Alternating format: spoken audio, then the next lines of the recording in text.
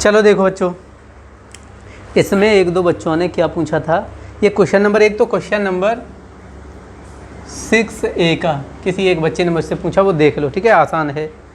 उसमें क्या दे रखे हैं, यदि A equals to cos square alpha sine square alpha cos alpha sine alpha, और B इक्वल्स टू क्या दे रखा है, sine square alpha cos square alpha sine alpha cos alpha. इसमें 2-4 क्वेश्चन ऐसे हैं जो बच्चों को थोड़ी सी प्रॉब्लम क्रिएट कर रहे हैं, वही क्वेश्चन करा देंगे, ठीक है। इसमें निकलवा ये रहे कि A प्लस बी ज्ञात कीजिए, A प्लस बी ज्ञात कीजिए, ठीक है। देखो कैसे करना है A प्लस बी, वही हल डालो यहाँ पर लिखो ज्ञात है A इक्वल्स टू क्या दे रखा है यहाँ से, cos square alpha sine square alpha, ये हो रहा है, और कॉस स्क्वायर एल्फा और साइन स्क्वायर नहीं, sine cos alpha into sine alpha, into नहीं, ये दे रखा है। फिर B क्या दे रखा है यहाँ से, देख लो वो वाला है,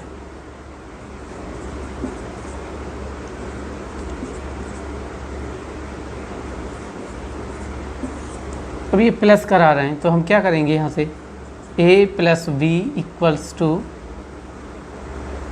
A को लिख दो cos square alpha sine square alpha, और ये हो जाएगा cos alpha sine alpha plus sine square alpha cos square alpha sine alpha cos alpha. अब योग करेंगे बच्चों तो देखो क्या होगा, योग में क्या होना चाहिए कि इनकी कोटियाँ समान होनी चाहिए। योग और अंतर में बार बार बताता रहा हूँ, योग और अंतर के लिए अवयव की कोटियाँ समान होनी चाहिए। देखो इसको जोड़ेंगे तो क्या हो जाएगा, cos square alpha plus sine square alpha, इसको जोड़ेंगे तो ये हो जाएगा sign square alpha plus cos square alpha, इसको जोड़ो cos alpha plus sine alpha, इसको और इसको जोड़ो sign alpha plus cos alpha. अब जिसने भी मुझसे ये पूछा था इसमें था क्या बताओ, यहाँ से क्या हो रहा है, ये बन हो जाएगा, यहाँ पर भी तो बन हो जाएगा, ये सिंपल सा था। इसको ऐसा का ऐसा ही लिख दो cos alpha plus sign alpha, और ये हो जाएगा sign alpha plus cos alpha. Simple बच्चों हो गया, समझ गए।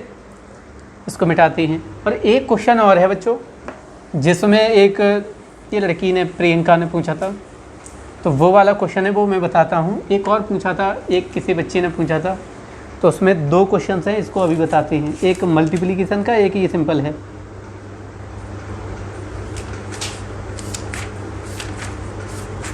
और अगर कोई भी क्वेश्चन हुआ करे, अगर मान लो उसमें क्या हो जाए, किसी बच्चे से हो जाए तो वो उस पर शेयर कर दिया करे, ठीक है, देख लिया करेंगे बच्चों। देखो एक क्वेश्चन है बहुत मोस्ट भी है, अच्छा भी है। ऐसे ये कह रहे हैं, यदि, ऐसे क्वेश्चन आते रहते हैं बच्चों, यदि A एल्फ़ा इक्वल टू क्या दे रखा है, देखो कॉस एल्फ़ा, क्वेश्चन भी नोट कर लेना, sign alpha minus sign alpha cos alpha है, तो सिद्ध कीजिए। क्या सिद्ध करा रहे हैं बच्चों, देखो कि ये सिद्ध करा रहे हैं, 2 पार्ट इसमें हैं तो दोनों पार्टों को सिद्ध करा रहे हैं। A alpha into A beta equal to A alpha plus beta. और बी पार्ट में क्या करा रहे हैं बच्चों, बी पार्ट में करा रहे हैं A alpha into A minus alpha equals to करा रहे हैं आई से, आई मतलब इकाई अवधि। बच्चों ऐसे प्रश्न जब आते हैं तो बच्चों को प्रॉब्लम भी होती है कि कैसे करें, लेकिन समझने की कोशिश करो।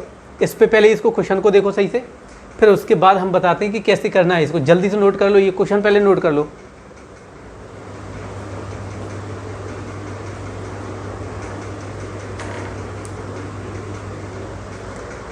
देखो अब पहले इस सवाल को सही से अच्छे से समझने की कोशिश करो। देखो यहाँ पर जो ए अल्फ़ा दे रखा है, इसका मतलब ये है, पहले अभी नोट नहीं करना है, सही से समझो। अब ये ए अल्फ़ा दे रखा है, इसका मतलब ये है कि यहाँ जो भी फंक्शन होगा,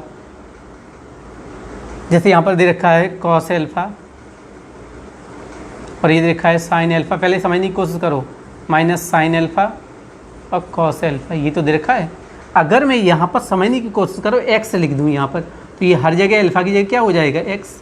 लो सिंपल सी बात। अगर मैं यहाँ पी लिख दूँ, क्या लिख दूँ यहाँ पर, पी, तो यहाँ पर क्या हो जाएगा, पी, हर जगह क्या हो जाएगा, पी, यहाँ पर भी क्या हो जाएगा, पी। अब तो समझ में आ रहा है। अगर मैं यहाँ पर क्या लिख दूँ, बीटा, तो यहाँ पर भी क्या हो जाएगा, बीटा, यहाँ पर भी क्या हो जाएगा, बीटा, यहाँ पर भी बीटा, यहाँ पर भी बीटा। अब तो समझ में आ गया होगा। इसी को बच्चों ये ऐसे भी लिख सकते हैं, जैसे ए और ब्रैकेट में यहाँ पर अल्फ़ा ऐसे लिख सकते थे, ठीक है। अगर ऐसे लिखा होता तब भी यही होता, मतलब इसकी जगह अगर ये ए और ब्रैकेट में ऐसे लिख दें बीटा, यहाँ तो सफिक्स में लिख दिया था नीचे, और ये ऐसे भी लिख सकते हैं। ऐसे ही ये हो सकता है, ऐसे करके एफ बीटा, ये कई क्वेश्चंस हो सकते हैं देखने को मिले। एफ बीटा लिखा हो, यहाँ पर जी बीटा लिखा हो, ऐसे करके जी बीटा, ठीक है। इंक डालते हैं इसमें, तब तक इसको करो। अब शायद समझ में आ गया होगा इसका मतलब क्या है।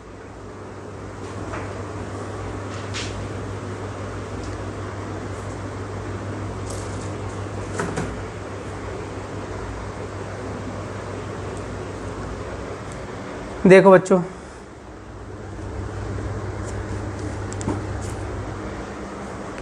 देखो हमसे क्या निकलवा रहे हैं, ये दे रखा है और ये निकलवा रहे हैं, तो हम क्या करेंगे। देखो यहाँ से हल डालेंगे, यहाँ लिखेंगे ए अल्फ़ा इंटू ए बीटा, इसका मतलब ये है अल्फ़ा पुट करो इसमें, तो ये तो सेम आ जाएगा, cos alpha sine alpha minus sine alpha, और ये हो जाएगा कॉस अल्फ़ा इंटू, अब देखो ये बीटा दे रखा है, तो इसकी जगह क्या रखेंगे, यहाँ पर जो अल्फ़ा दिखाई दे रहा है बीटा रख दो इसकी जगह, ये हो जाएगा कॉस बीटा साइन बीटा।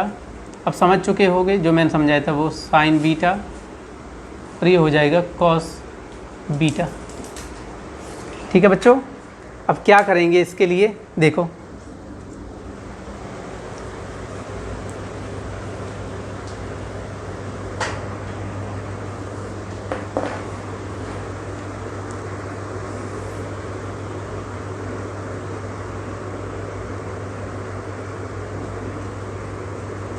आगे ट्राई करो कैसे करेंगे, गुणा करने हैं इसकी।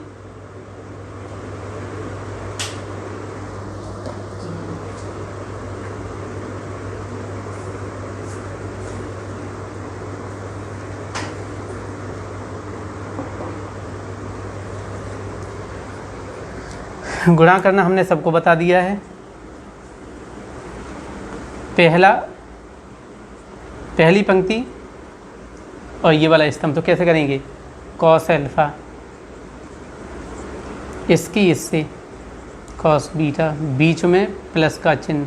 अब देखो ये प्लस का ये माइनस का, जब प्लस माइनस करेंगे माइनस आएगा, साइन अल्फ़ा साइन बीटा। फिर पहली पंक्ति पहला स्तंभ, पहली पंक्ति दूसरा स्तंभ, ये क्या हो जाएगा, कॉस अल्फ़ा साइन बीटा, इसकी इससे, फिर इसकी इससे plus sine alpha cos beta. अब दूसरी पंक्ति की इससे करो, देखो इसकी इससे करेंगे तो ये हो जाएगा minus sine alpha cos beta, इसकी इससे हो गई। अब इसकी इससे करो, ये भी प्लस माइनस हो जाएगा, तो ये हो जाएगा यहाँ से माइनस का कॉस अल्फ़ा साइन बीटा, अब दूसरी पंक्ति, दूसरा स्तंभ, इसकी इससे करो minus sine alpha sign beta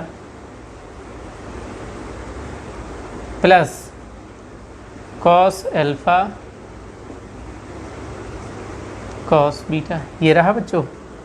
अब क्या करोगे यहाँ से, ध्यान से देखो, ये बन रहा है कॉस एल्फा प्लस बीटा। कैसे? कॉस ए क्या होता है, यहाँ से लिख के बताऊँ तो कॉस ए प्लस बी क्या होता है, सबको पता है, cos A cos B minus sign A sine B. यही दे रखा है बच्चों, देखो ये। तो ये हो जाएगा, क्या हो जाएगा, cos alpha plus beta. Simple. यहाँ से देखो ये क्या दे रखा है, ये साइन ए प्लस बी का देखा है। आगे पीछे देखो, आगे पीछे करके देखो, साइन ए मतलब आगे पीछे कर लो, यही है। ये क्या दे रखा है, साइन एल्फा प्लस बीटा का सूत्र दे रखा है। ठीक है, ट्रिग्नोमेट्री का याद भी होगा। अब देखो इसमें क्या करना है, यहाँ से कॉमन लो, माइनस कॉमन ले लो। जैसे ही माइनस कॉमन लेंगे तो यहाँ पर क्या बचेगा, sign alpha cos beta plus cos alpha sign beta. ये हो जाएगा बच्चों। और ये तो साइन एल्फा प्लस बीटा पहले से हो ही चुका है। यहाँ पर क्या है, आगे पीछे कर दो तो ये हो जाएगा cos alpha cos beta minus sine alpha sign beta. अब ध्यान से देखो,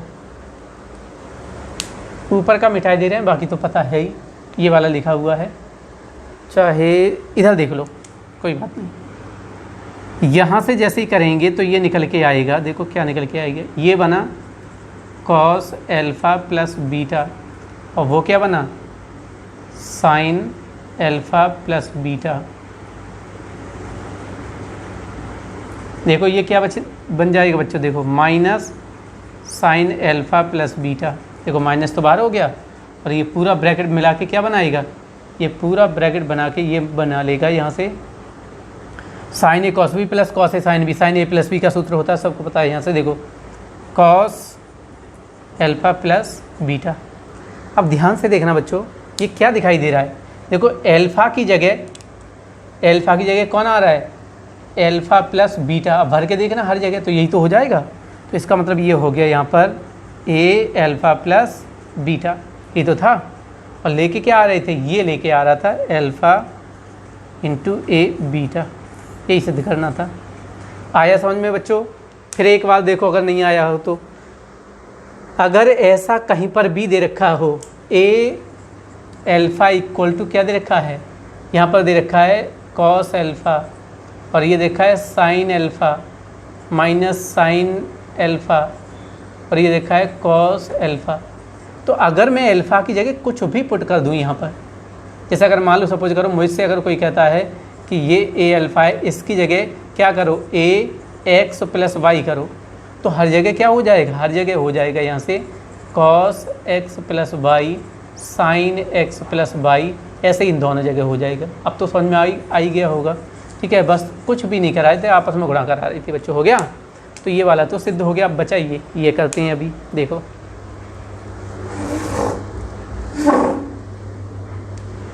देखो मिटा दे रहे हैं इसको।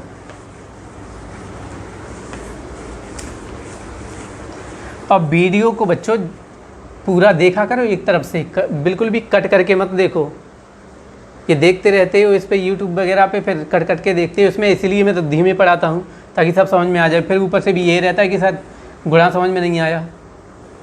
अगर ऐसा नहीं हो रहा तो समझ लो ये इंटर के लेवल लायक नहीं हो। चलो अब इसको करते हैं हल। जो बच्चे थोड़े समझदार हैं वो करते रहते हैं अपना।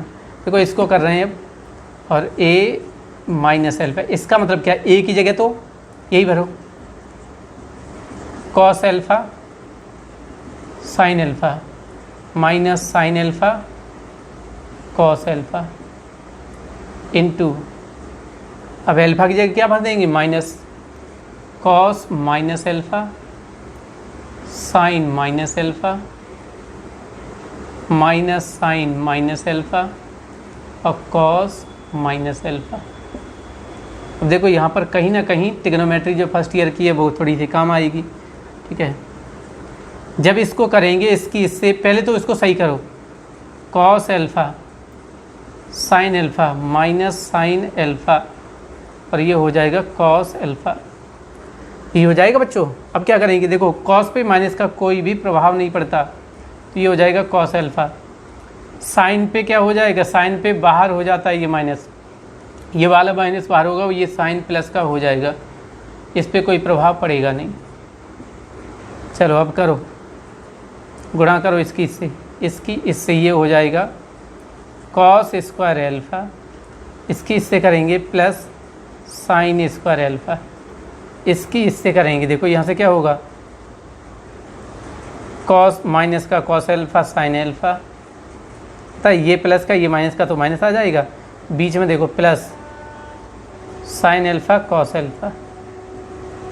क्लियर बच्चों।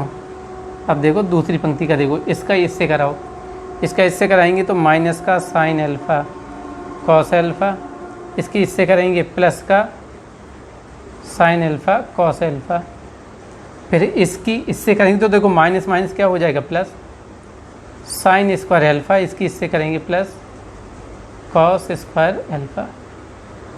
अब फिर वही बात देखो, इसमें कुछ ऐसा है ही नहीं करने के लिए, क्या बचा वन, ये वन होता है और ये कट के क्या हो जाएगा जीरो, ये और ये कट जाएगा जीरो, और ये क्या होता है सूत्र होता है वन। क्या निकल के आया बताओ, आई आया या नहीं, 2/2 का आई आ गया, यहाँ पर 2 लिख दो या मत लिखो कोई फ़र्क नहीं पड़ता, शुरुआत में ही बता चुका हूँ पहली वीडियो या दूसरी वीडियो में। ये क्या निकल के आया, ए अल्फ़ा इंटू ए माइनस एल्फ़ा। तो ऐसे क्वेश्चनों से डरना नहीं है बिल्कुल भी, ठीक है। हो गया होगा बच्चों, ठीक है।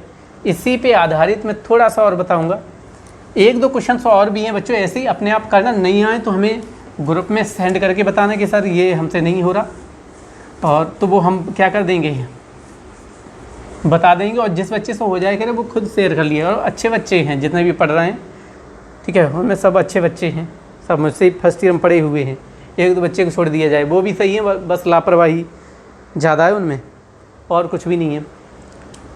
देखो थोड़ी देर पहले मैं ये बता रहा था कि बच्चों अगर दो मैट्रिक्स हैं, अगर उनका हम आपस में गुणा करें तो ये m इंटू एन और ये b, ये होता है यहाँ से j इंटू के, और ये हो जाएगा n इंटू पी। मतलब कहने का मतलब क्या है, ये मैंने शायद दूसरी क्लास में ये डिफाइन किया है कि इसका विस्तार करो कैसे करती हैं। इसमें पंक्तियों की संख्या m है, स्तंभों की संख्या n है, यहाँ पंक्तियों की संख्या n है, स्तंभों की संख्या p है।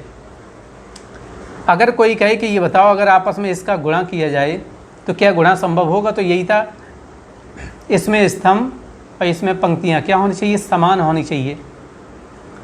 स्तंभ और पंक्तियाँ अगर समान हैं तभी इन दोनों का क्या होगा, ए बी का गुणनफल संभव है। तो कभी कभार ये पूछ लेते हैं, डायरेक्ट के गुणा नहीं पूछेंगे, ये डायरेक्ट दे रखा होगा, ये पूछेंगे कि बताओ ए बी की कोटि क्या होगी। तो बच्चे ये कहते हैं कि सर जब तक हमें गुणा नहीं करेंगे, गुणा करने के बाद हमें तभी तो पता चलेगा, तब हम स्तंभ यानी पंक्तियाँ गिनेंगे, स्तंभ गिनेंगे, तभी तो हम बता पाएंगे। बिल्कुल नहीं बच्चों, पहले भी बता सकते हो, इसमें स्तंभ इसमें पंक्तियाँ, वही वाला छोड़ दो, और उसको छोड़ते ही क्या बचा, इधर m, इधर क्या बचा p, ये इसके गुणनफल कहलाई करेगा। गुणनफल की क्या कहलाएगी, ये पहले से ही कोटि निकाल लिया करेंगे, कोई गुणनफल करने की ज़रूरत नहीं। ऐसे 2 या 3 दे रखे हों, ठीक है। कॉम्पिटिशन वगैरह में कैसे पूछते हैं, जैसे मान लो ये कह दिया गया, पॉइंट को समझने की कोशिश करो कि a और b की कोटियाँ क्रमशः, पॉइंट को समझने की कोशिश करना, 3 इंटू 4 और 4 इंटू 5 हैं, तो ए बी की कोटि क्या होगी, कोटि क्या होगी। अब तो समझ चुके होगी बच्चों क्या होगी इसकी कोटि, ए की कोटि कितनी दे रखी है, 3/4, बी की कोटि 4/5। इसका मतलब अगर ए बी निकलवा रहे हैं, पॉइंट को समझो, पहले तो ये देखो क्या ए बी संभव है या नहीं, बिल्कुल देखते हैं। ए में स्तंभ 4, बी में पंक्तियाँ 4, बिल्कुल है। इसका मतलब है ये इसमें स्तंभ और इसमें पंक्तियों को हटा दो, क्या बचा, इसमें बची पंक्तियाँ 3, तो की कोटि हो जाएगी यहाँ पर, कोटि ए बी की कोटि 3/5। क्लियर बच्चों, ये था सिंपल सा। ऐसे ही अगर हमसे पूछा जाता 3 अगर होते ए बी सी, अरे 3 हों 4 हों कुछ भी हों कोई फ़र्क नहीं पड़ता। अच्छा बच्चों, अगर हम में इसी में से ये पूछ लिया जाए ए बी की बी ए की कोटि, तो सबसे पहले ये देखो क्या देखेंगे, पहले बी में देखो, बी में स्तंभों की संख्या कितनी है 5, ए में पंक्तियों की संख्या कितनी है 3, ये संभव ही नहीं है। ए बी संभव है तो यहाँ पर लिखेंगे ए बी बी ए संभव नहीं है, सिंपल, ठीक है, ऐसे करना है। और अगर बच्चों 3 दे रखे हों तो कैसे करेंगे, बस मैं समझाई दे रहा हूँ, आराम से सब लोग कर लोगे। कोटियाँ बिना गुणनफल के निकाल सकते हैं। ए की कोटि 3/4, बी की कोटि 4/5 और सी की जो कोटि दे रखी हो मान लो 5 × 7 दे रखी हो, और ये कहा जाए कि बताओ ए बी और सी का गुणनफल किया जाए आपस में, तो उसकी कोटि क्या होगी। तो कोटि क्या होगी, सबसे पहले ए बी का निकालो। ए बी का निकालेंगे तो ए में स्तंभ बी में पंक्तियाँ समान है ये, तो यहाँ से क्या कोटि निकल के आएगी, ये निकल के आएगी 3 × 5। अब क्या निकालेंगे, सी को करेंगे, तो अब ये तो आ गया ए बी आ गया, अब सी करेंगे तो देखो सी क्या है 5 × 7, तो क्या करेंगे, इसमें 5 स्तंभ हैं, इसमें 5 पंक्तियाँ, इन दोनों को हटा दो, क्या बचेगा 3/7। तो ये कर सकते हो, ये छोटी कंपटीशन वगैरह GTI वगैरह है उसमें सिंपल सा पूछ लिया जाता है, समझ चुके होगी, ठीक है। अब देखो हमने बता दिया था बच्चों ट्रांसपोज मैट्रिक्स। ट्रांसपोज मैट्रिक्स तक हमने क्या करा दिया था, कंप्लीट करा दिया था। उसमें शायद किसी बच्चे को प्रॉब्लम नहीं होनी चाहिए, और कोई प्रॉब्लम हो तो हमें वो क्वेश्चन सेंड कर दिया करो। एक ये क्वेश्चन है सब लोगों के लिए, चलो हम बताए दे रहे हैं, ये कि लिखे ही बताए दे रहे हैं। ये एक्सरसाइज का है क्वेश्चन नंबर 18, ठीक है। उसमें ये दे रखा है, मैं बोले दे रहा हूँ बच्चों, मैं लिखाऊंगा नहीं, ठीक है। और लिखना चाहो तो इसी बात से लिख लेना, मैं बोले दे रहा हूँ। उसमें ये है, राकेश ने 8 दर्जन आम, 10 दर्जन नारंगी तथा 4 दर्जन केले खरीदे। आम का भाव 12 रुपये प्रति दर्जन, नारंगी 9 रुपये प्रति दर्जन तथा केले 6 रुपये प्रति दर्जन हैं। वस्तुओं को पंक्तियाँ व्यू और भाव को स्तंभ आव्यूह से प्रदर्शित कीजिए तथा इस प्रकार उक्त फलों का कुल मूल्य ज्ञात कीजिए। ज्ञात कीजिए। अब देखो क्या कह रहे हैं, अब क्वेश्चन को लिख लेना, ठीक है, रोक रोक के वीडियो को लिख लेना। इसके लिए ये कह रहे हैं कि राकेश ने आम जो खरीदे, तो माना हमने ये मान लिया, माना जो इसमें प्रश्न भी दे, बस यानी वस्तुओं को उक्त नहीं, ये दे रखा है कि वस्तुओं को पंक्ति आव्यूह में लिखो, तो वस्तुएं, माना वस्तुओं के लिए आव्यूह ए इक्वल टू, ये कह रहे हैं इसमें किस में लिख दो, पंक्ति आव्यूह में। तो ये कह रहे हैं 8 दर्जन क्या थे, आम, दर्जन में दे रखे हैं सब, ठीक है, क्वेश्चन में ही दे रखा है दर्जन। 10 दर्जन नारंगी और 4 दर्जन क्या थे, केले। ये मत मुँह फाड़ने लगना कि आम कहाँ से ये 10 दर्जन मिलते हैं, बिल्कुल नहीं, इसमें प्रश्न में दे रखे हैं इसलिए मैंने लिखा दिया ये। अब भाव, वस्तुओं के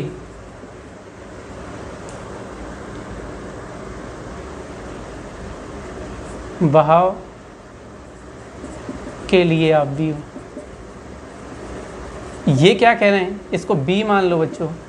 अब ये भाव कह रहे हैं, ये कह रहे हैं वो स्तंभ में होना चाहिए। तो देखो ये 8 दर्जन केले के हैं 12 रुपये, 10 दर्जन नारंगी के हैं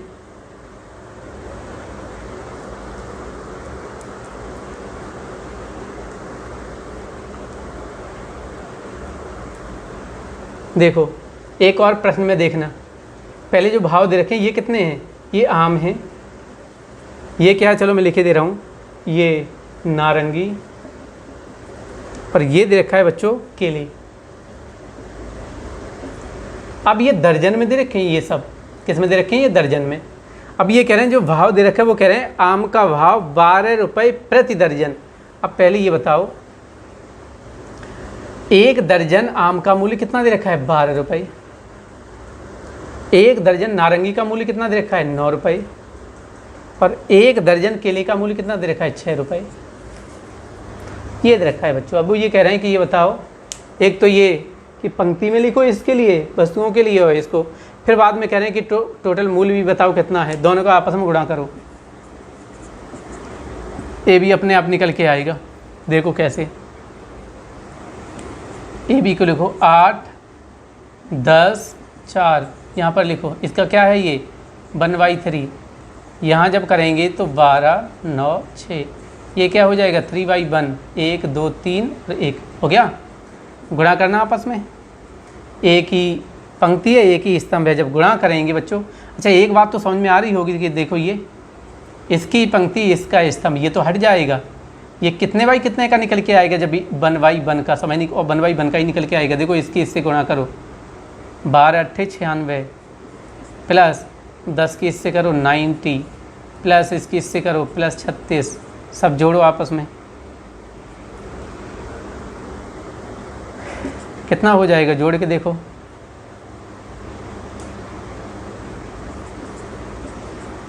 देखो 6 और 6 12 का 2, ये 4 हो जाएगा। तो ये एक जो हासिल का बचा, ये 4 में 9 को जोड़ेंगे कितना हो जाएगा, 13 हो जाएगा। 13 में कितने को जोड़ेंगे, 9 को जोड़ेंगे 22 हो जाएगा। हो गया, ये 1/1 का निकल गया। ये मूल्य आ गया कि वस्तुएं कितने में खरीदी। अब तो समझ गए होगे बच्चों। ये था फिनिश इसका। ऐसी भाषा वाले क्वेश्चंस कर लेना, और इसमें ज़्यादा कुछ नहीं दे रखा है। हमने बता दिया था ट्रांसपोज मैट्रिक्स, ठीक है। और ट्रांसपोज मैट्रिक्स में भी बच्चों हमने ये बताया था कि ट्रांसपोज मैट्रिक्स को क्या बताया था, अगर किसी बच्चे को पता ना हो तो मैं बहुत सिंपल से शब्दों में बता दे रहा हूँ, फिर अगला बताते हैं। 1 2 3 4, अगर कोई कहे इसका परिवर्त आप भी बताओ, तो अगर इसके प्रत्येक पंक्ति को स्तंभ में बदल दिया जाए, संगत स्तंभ में, कैसे, पहली पंक्ति को पहला स्तंभ बना दो, दूसरी पंक्ति को दूसरा स्तंभ बना दो, यही हो गया इसका परिवर्ता। बस सिंपल सा था, ठीक है। फिर हमने दो प्रॉपर्टियाँ बता दी थी, ए का डैश मतलब परिवर्त आव्यूह का परिवर्त आव्यूह निकालोगे तो वही आव्यूह निकल के आएगा। फिर हमने कहा था कि 2 आव्यूह के गुणनफल का परिवर्त आव्यूह निकालोगे, ठीक है, वो किसके बराबर आएगा, बी के परिवर्त आव्यूह और ए के परिवर्त आव्यूह को आपस में गुणा करोगे उसके बराबर आएगा। ये बराबर किसके नहीं होगा, ए बी का dash equal not equals to A dash B dash नहीं होगा बच्चों, ठीक है। ये विशेष ध्यान रखोगे, ये हम करा चुके हैं इससे पहली वाली वीडियो में, ठीक है। अगला देखो,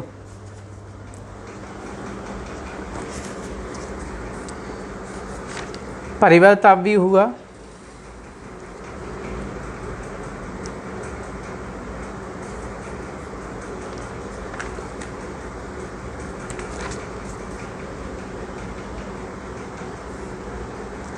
अगली हेडिंग डालो, इसको बोलते हैं सममित आव्यूह। क्या है बच्चों, सममित आव्यूह। छोटी छोटी परिभाषाएं, इनको कंप्लीट कर लो। इंग्लिश में इसको बोलते हैं सिमेट्रिक मैट्रिक्स। सममित आव्यूह, इसको क्या बोलते हैं, सिमेट्रिक, सममित ही तो बोल रहा हूँ मैं, सिमेट्रिक मैट्रिक्स, ठीक है, इसको बोलते हैं। पहले पॉइंट को समझो इसका पूरा, उसके बाद लिखना। सममित आव्यूह, इंग्लिश में बोलते हैं इसको सिमेट्रिक मैट्रिक्स। ये क्या होता है, जैसे मान लो सपोज करो, अगर हम ए आप भी पहले लिखना नहीं है, पहले समझने की कोशिश करो। यहाँ पर इसकी परिभाषा में लिखें, माना कैपिटल ए अवयव इस प्रकार हो कि ए डैश इक्वल टू ए। क्या मतलब आ रहा है कि अगर परिवर्त अवयव निकाला जाए ए का और ए वापस लौट के ए ही आ जाए, मतलब ए का परिवर्त अवयव इक्वल टू स्वयं वही अवयव, तो क्या कहलाएगा? तो ए सममित अवयव कहलाता है। ठीक है, देखो एग्जाम्पल देखो एक, जैसे a इक्वल्स टू, कैसे देखोगे, ए एच एफ, एफ नहीं यहाँ पर मानो जी, 2-3 देंगे, पहले एक को लिख लो फिर उसके बाद में आराम से हम समझा देंगे। एच बी एफ, अगला देखो जी एफ सी,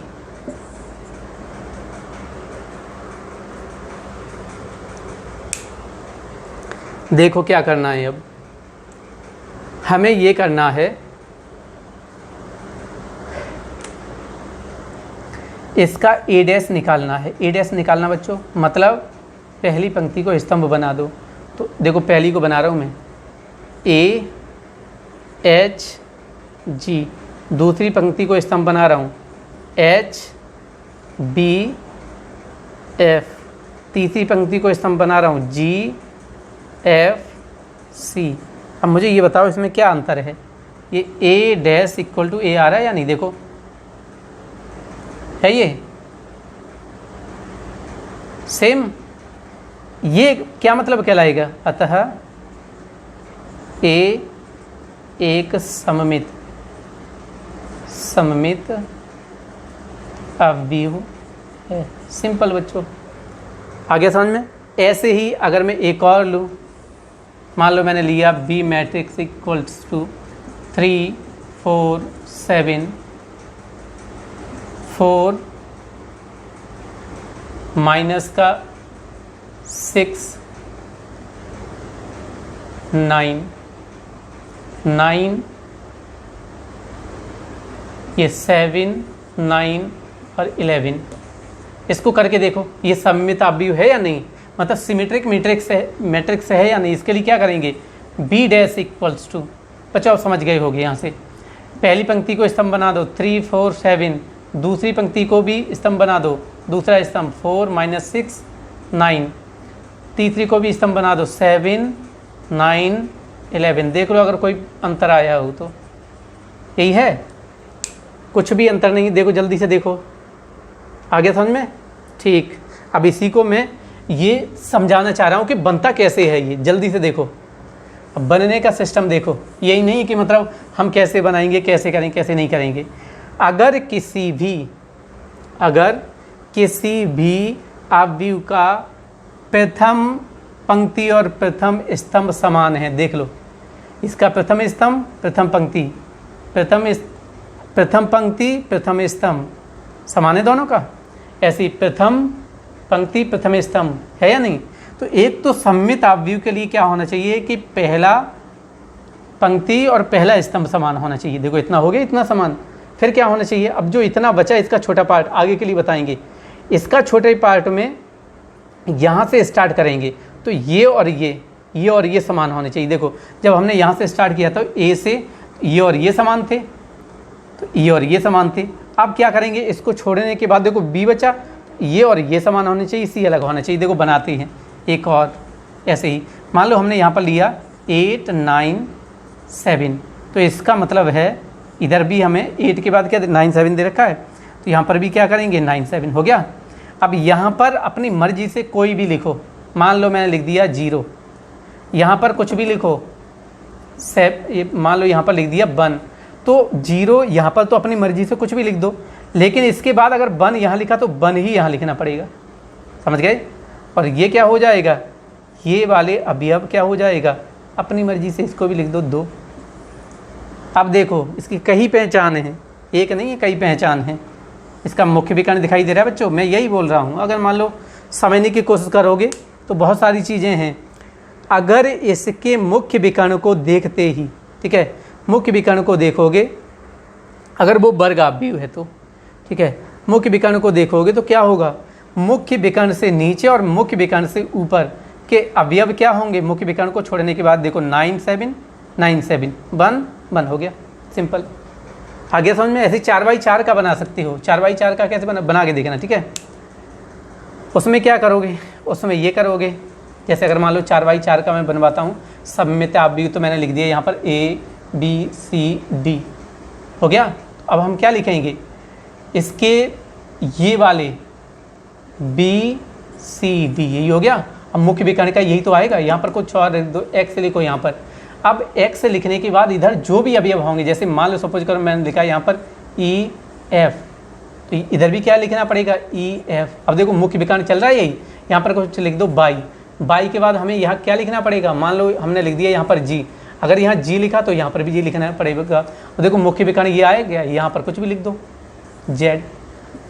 अब तो समझ में आ गया होगा। अब इसको देखो पलट के देखोगे सेम वही निकल के आएगा, देख लेना इसको भी पलट के। अब तो समझ में आ गया होगा। ये था सममित अवयव। अगली हेडिंग डालो,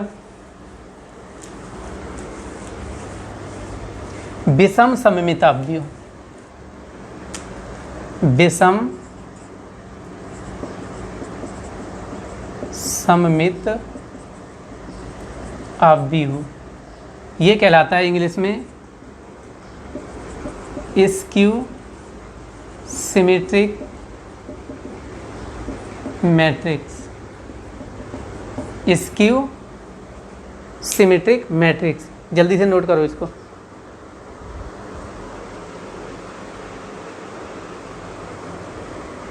देखो ये क्या होता है बच्चों, इसमें क्या होता है, परिभाषा में लिखो, यदि ए अवयव इस प्रकार हो कि a dash equal to minus a dash equal to minus a, तो a विषम सममित